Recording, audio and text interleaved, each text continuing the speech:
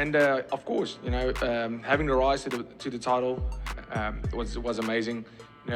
When I started the journey in the UFC, I saw it play out quite a bit sooner. I always had the goal. I said by the time I'm 30 years old, I'll be UFC champion. And unfortunately, with COVID taking away some time from me being able to fight more regularly in the beginning of my UFC career, I missed that goal by 6 days. I fought for the belt 6 days after my 30th birthday.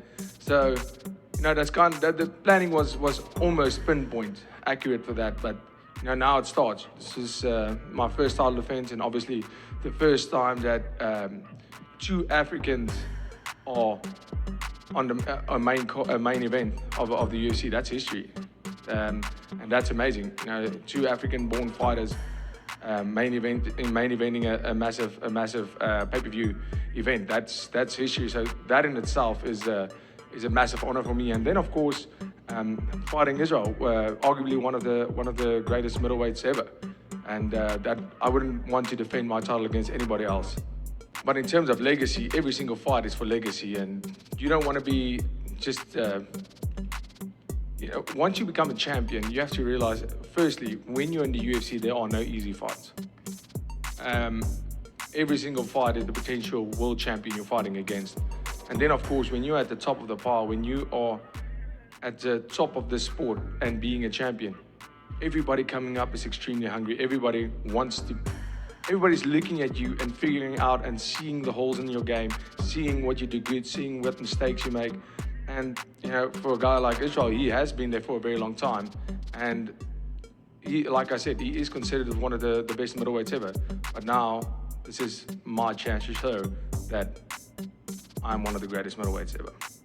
I took this is the longest layoff of my fighting career. 5 fights in 18 months, not as even a fighter, a champion. So it's not just the fights itself, the camps, the pressures of being the king of everything. So it was good for me just to remove myself from the game, enjoy life, took up golf, slow things down a little bit.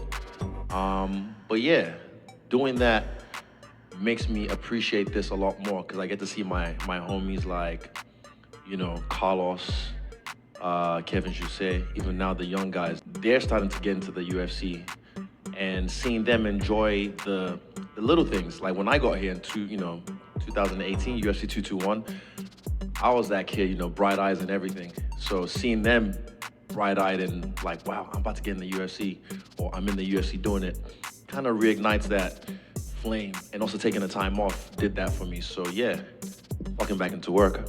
Look, I've been here, bought the t-shirt, done it twice. Yeah, it's not really about that. For me, it's taking on the best warriors from different lands and, yeah, putting them on my record. I've never beaten Dricus Du Plessis. So beating him is what attracts me to this fight, not the belt.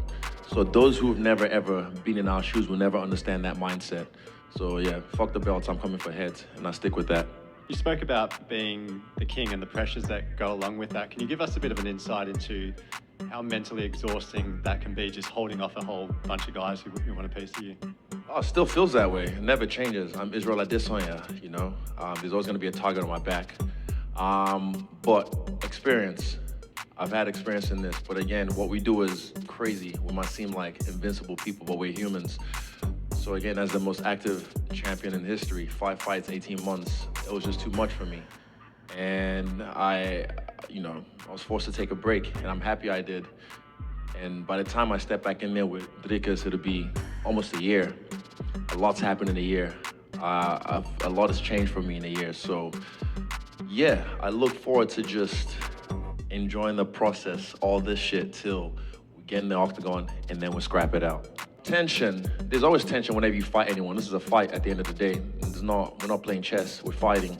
So there's always gonna be tension there. We've had history over the years. It's almost like destiny, because we met in the staff investor room in Thailand, Tiger Muay Thai, back in the day.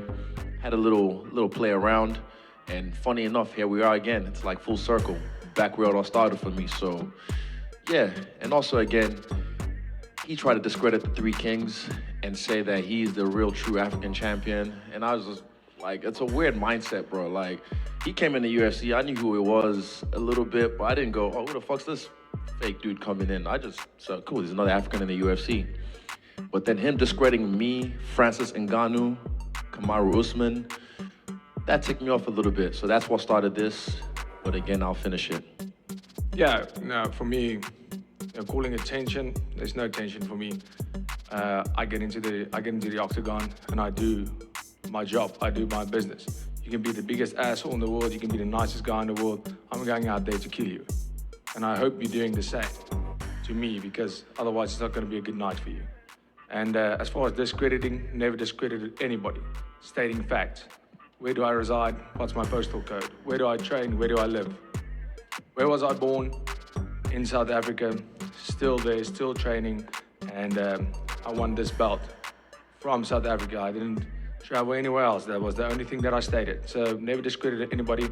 But quite frankly, I don't really care about how it rubbed him off the wrong way. I don't care. I don't really give a fuck where he's from, but I'll show him who he is. Yeah, whatever that means. I'm glad you took up golf, because, you know, that's a retirement sport. I can understand you start playing golf. Hey, man, you do what you have to do in your own time. I've been fighting, I've been fighting the crowd ever since I got into the UFC. So, you know, at the end of the day, if the crowd is cheering, if the crowd is booing, at the end of the day, it's noise, and you know, it's electrifying. You know, obviously fighting in Canada, the crowd was against me, and I won that crowd over. They were chanting my name by the end of the fight, and you know, that's at the end of the day what it's about for me. Coming in and you know, turning haters or turning the boos into cheers, not because of what I'm saying or, you know, how I'm doing it right now, but because of my performance. At the end of the day, I'm a fighter, I'm a warrior, and the people pay to watch that. And you know, if you can create fans by performance, that's what I'm here to do. I'm here to put up the best fights and give the fans the show they came here for. We've shuffled the deck at the gym. We kept what was useful and discarded what wasn't. Yeah, added a lot of different tools to my game. Working with my teammates as well, helping them out. And I look forward to showing off come August. Like, for me, this is just, I've missed this, low-key. I've kind of missed this, even you guys. And yeah, I look forward to getting back in there and showing off what I can do, showing out.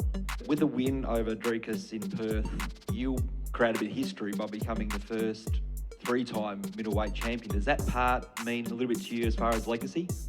Not really too much. I'm already the two-time champ. It's not really, it just adds to it. Look, with the win over him, he still keeps that belt.